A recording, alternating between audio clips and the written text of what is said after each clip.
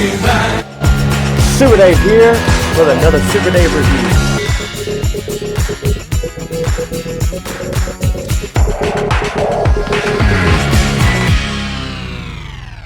Super Dave here with another Masters of the Universe, Masterverse. This time, a new category, new Etheria. You know, we've had new Eternia, we've had the Vintage Collection, we've had Revelation, Revolution, new category, new Etheria.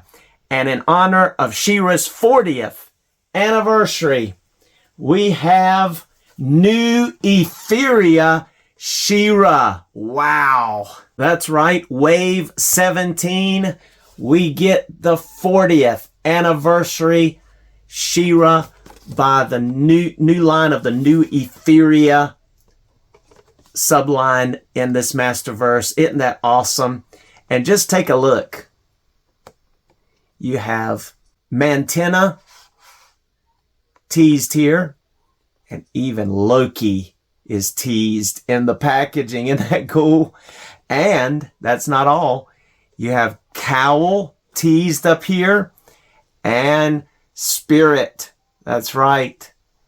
None other than She-Ra's trusty steed. Then you can look on the back at some of those product shots, looking beautiful, showing her accessories, the sword and shield. There's a little bio. If you'd like to pause and read that, you certainly can. There's the other selling points on the back. We'll be taking a look at Terraclaw's Skeletor, and the first ever in this line, Ninjor. Be comparing him to his classics counterpart, but we'll be looking at those later. But let's now break open this Masterverse 40th anniversary She-Ra and take a look at her over here in new Etheria. And here we are in new Etheria this time, getting ready to take a look at the awesome and ingenious design of this new Etheria She-Ra 40th anniversary. And so first, let's take a look at this new Etheria She-Ra's accessories. And She-Ra comes with two sets of hands. First, these balled up fisted hands, horizontally hinged, as well as some horizontally hinged weapon holding hands. Unfortunately, we did not get any vertical hinge this time, which would have been nice, being that she does have a sword. But we do have a gold sword this time, very much looking like the Etheria type castle in the shape of it, that kind of thing, with a kind of a turquoise jewel. You can see also a turquoise jewel in her crown, which is non-removable. Also a turquoise jewel in her abdomen, and then also a actual translucent turquoise jewel in this beautiful gold shield. So instead of your traditional Filmation style sword and shield that we're used to, they went with the gold trim, kind of like they did the very first release of the classics She-Ra, which we'll look at that here in comparisons in a few minutes. But that is all of her accessories. She does have a cape, which I believe is removable, but just take a look at this hair. Wow, I mean, it is beautifully done, beautifully shaded. There is a little bit of a shine to it. It's not just one color. There's a lot of blonde shades in this, and then just the waves. They stepped up their game with She-Ra's hair for sure, and we can definitely tell. You see those nice gauntlets, and even the boots are different. So yeah, they've definitely done something new with this She-Ra, and I would even say that she is kinda inspired by the original like She-Ra action figure back in the 80s Origins, because, or the traditional origin line from in the 80s, because even though she had like real, I think, cloth clothing, this kind of is more inspired with the soft pink, and instead of like an armor look, almost a cloth look, even though it is rubber. to her outfit, and even the crown around her face. But let's now go take a look at our She-Ra's articulation. All right, let's move our She-Ra on in here to take a closer look. We'll dim these lights just a little bit so that we can see her well. I'm going to go ahead and remove that shield. Unfortunately, there's not really any place that you could store that shield. I don't know if there's any way you can... Yeah, you could slide it down in there like that. It's just going to be kind of bunched up close to her head. But I guess it would be doable.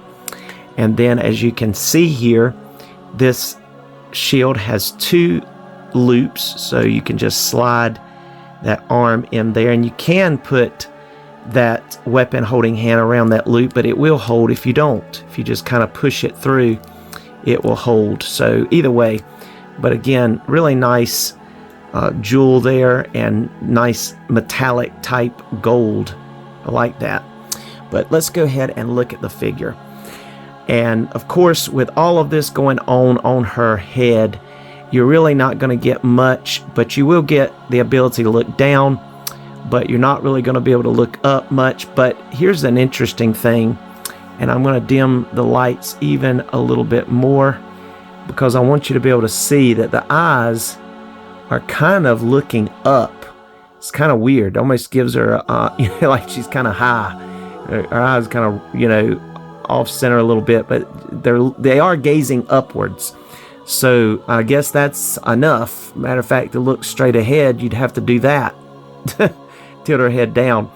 But she will be able to look side to side like that. And let's see.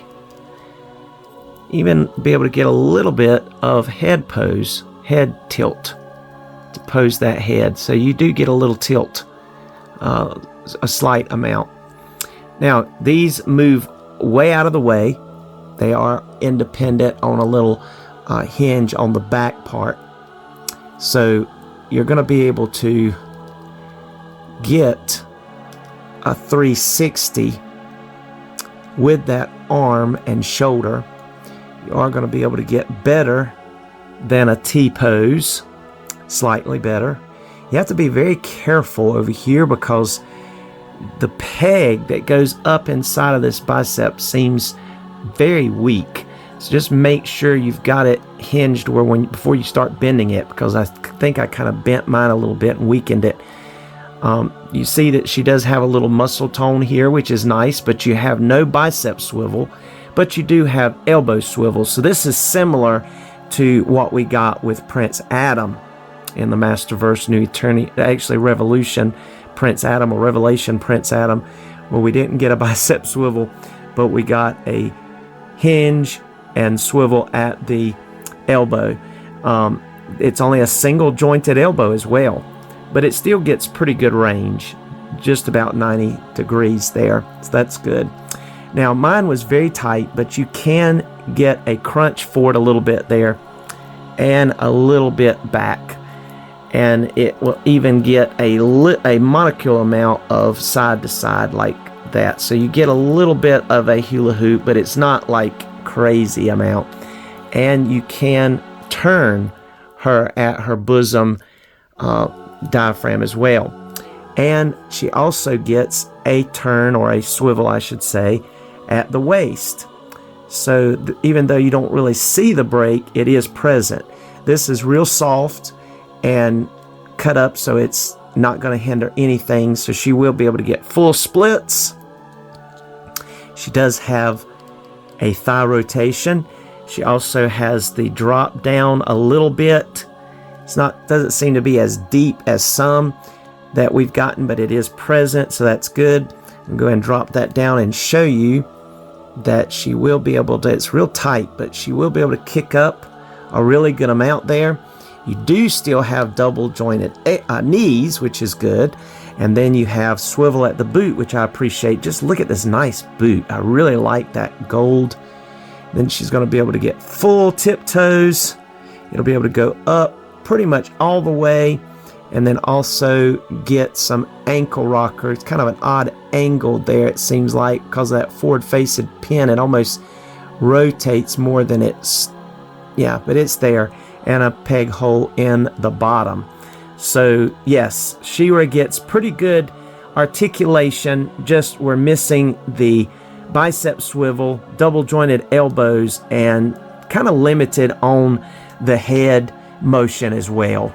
I'm going to go ahead and pop off this head and take a look and see, but yeah, this is removable. So technically you can remove the cape. As you can see, it's all one piece. The way it has it on the back here, very interesting. It's kind of neat there, the way it's designed, the shoulder pads. So you could mix and match like the cape and some of the stuff that you had with the other She-Ra, but that's what she looks like without the cape on and the shoulder pads. Looking cool. And you can see, again, the definition, like some muscularity. Even in the legs, there is some definition, which I like. We saw that in the new Eternia Evelyn as well. The nice leg muscularity in the quads. All right, now let's do some comparisons. Okay, here's a few of our She-Ra action figures. We have 2 classics and 2 Masterverse. Let's go ahead and look at the Masterverse first. You see how this one's face looks, and it has your traditional blossom in the bosom / stomach abdomen area.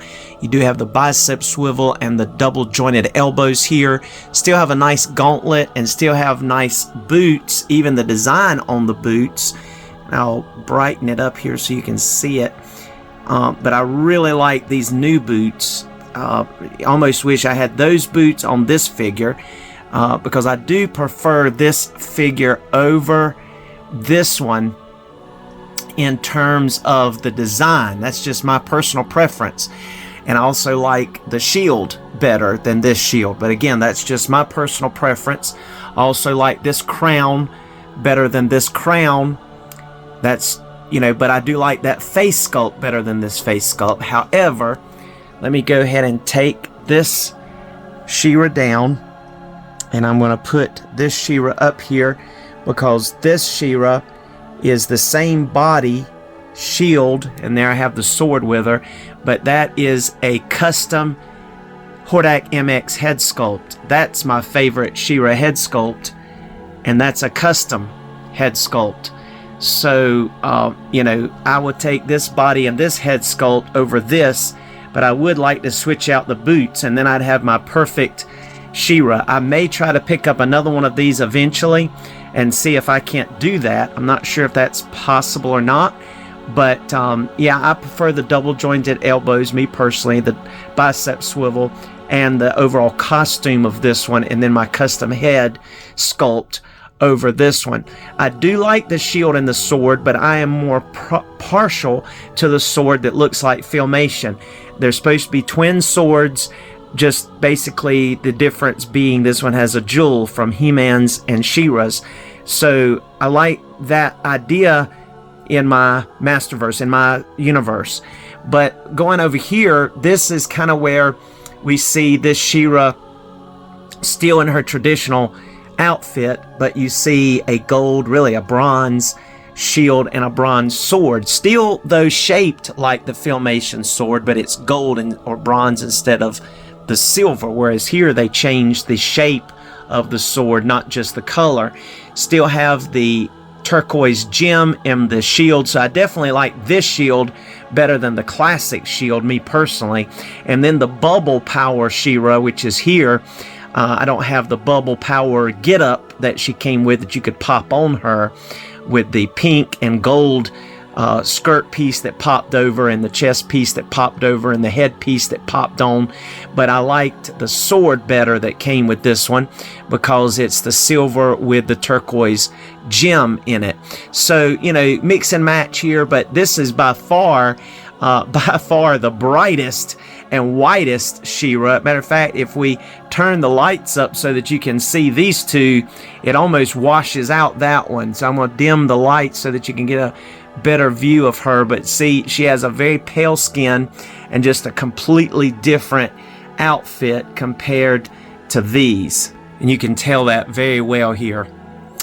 But yeah, I'd say, for me, I'll say it again, I'd pick this outfit, this version of She-Ra, and this head sculpt, but trade out the boots. Definitely trade out these boots here for these boots. Now this had like the little design painted on, or etched on them, but I definitely like the sculpted out boot here even better. But anyway, there you go. And let me turn the lights down a little bit. There we go. But yeah, awesome. And a few more variations of She-Ra. We'll go back to the Masterverse here. This deluxe Masterverse She-Ra that we got first a few years back in the line also came with this head and this attachment cape, which was long, went all the way down instead of just halfway the back, and also had these pauldrons, or shoulder breast type coverings here. So that is a difference, and we'll take a look at how she looks with this cape on here in just a moment, because I am curious about that. But then we had our Filmation / Club Grayskull She-Ra by Super 7, I believe it was Super 7.